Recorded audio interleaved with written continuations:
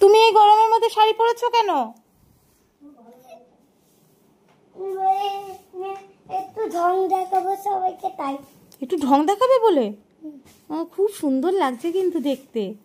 দেখি পুরো, একটু দূরে যাও, দেখি পুরো কেমন লাগছে দেখতে।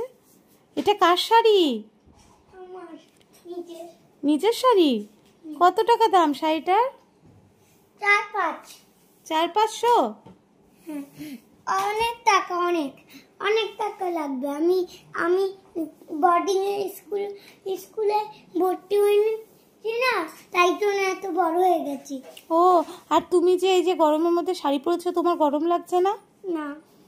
কেন এত ছোট মানুষ হয়ে শাড়ি পরেছো, বড়দের শাড়ি? আরে বললাম না, বড়দের শাড়ি আমি পরতে পারি। ও, ভাত খেয়েছো? না, এখন খাবো মাছ দিয়ে। কি মাছ রান্না হচ্ছে আজকে বাড়িতে? চিংড়ি। ও, তুমি চিংড়ি মাছ ভালো খাও? কালকে স্কুল যাবে না? ও, কালকে স্কুল যাবে? কালকে তো ছুটি।